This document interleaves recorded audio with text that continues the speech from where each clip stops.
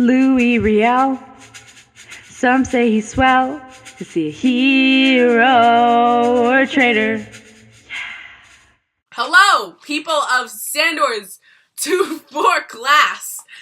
Welcome back to your favorite Tuesday morning social studies podcast, MP Hammer, and my name is Paula. My name is Mackenzie.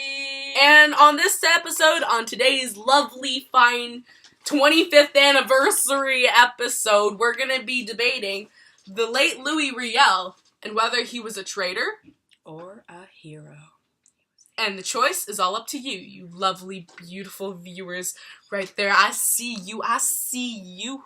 So the big issue that I have with Louis Riel and why I think that he's a traitor, the main reason why I think that is because of his tendency to abandon people, specifically the Métis people, which is strange and really offsetting to me about Louis Riel in a way that, especially since he claims that he's for the Métis, I think it's just really counterproductive and anti-intuitive to say that, oh, you're against the Métis, but you abandoned them so many times, yet you're still heroic because it worked out in the end, you know? And just because things work out in the end doesn't necessarily mean that the path to get there was all good.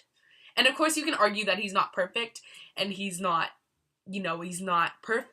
Nobody's perfect, of course, but just the things he did, I don't think it, with all the bad counts against him, I don't really think it cancels out the fact that he's a good person, you know?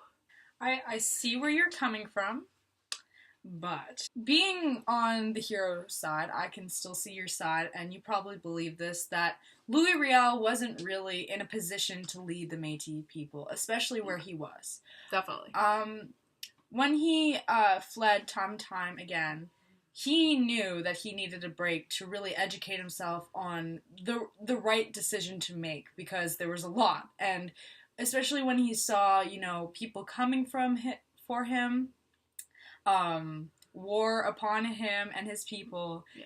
He fled, and it seems cowardly, but in the end, even if a few lives were lost, it wasn't the majority. So when he came back, he still had people to save, and even if he was there and didn't flee all those times, I don't think he'd really protect them, so it wouldn't really make a difference. So I think he fled to keep himself alive, to truly be the best leader he could. And he came back, and things worked out in the end for that reason. Alright, I see what you're saying. Now go back to the point where you said that a few lives were lost, but it wasn't many. Mm-hmm. I'm not truly sure that that was his thought process when he was leaving. Because if you think back to the provisional government that he created, that in general, even described by some Métis people, was quite similar to dictatorship, him being the dictator. And him being the dictator with the Thomas Scott incident, which we'll get to in a second, with that being a prime example of how he treated the people and what his rulership was like, he didn't have much regard for those people in his government at the time. So I don't think that was his thought process, and I don't think that was quite a valid point to make for that reason. Now, let's just go back and rewind, and how I mentioned the whole Thomas Scott incident. Let's just talk about that for a second. Okay. Now, Thomas Scott was, of course, an anti-Métis, and he was for the Canadian government, of course.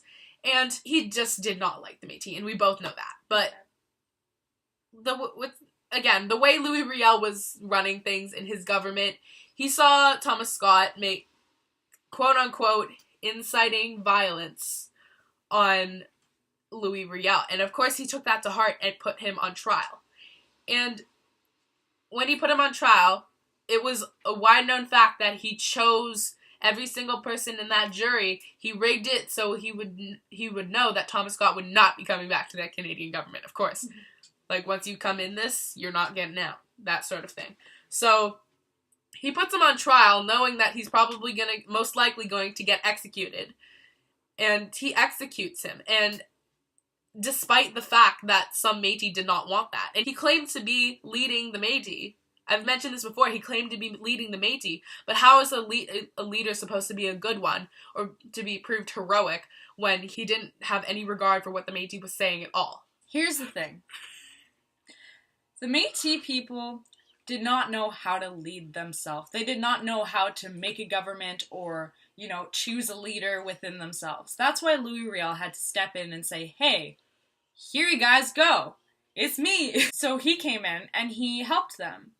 I think that the Métis people were very peaceful in their culture, and they did not believe that execution was the right way. But little did they know, many of them and their families would die if Thomas Scott were to still be alive, because Thomas Scott obviously had the intention to do something to them because his hate was so strong. So I think Louis Riel, yes, he might have went out of, Might have been a little bit out of line, I think that's what you're trying to say. Yeah, it seemed like a dictatorous act, and I understand that. But I think at the time, something like that needed to be done, and it wasn't an act to go against the Métis people. It was going against someone who was against the Métis people. So he was trying to help them, and he did. All right, I see what you're saying. And I think from here, it's time to let our viewers decide. What do you think? What do you think? Was he a hero? Or was he a traitor? Or was he... Louis Riel. Some say he's swell. Is he a hero or a traitor? Okay. Donkey.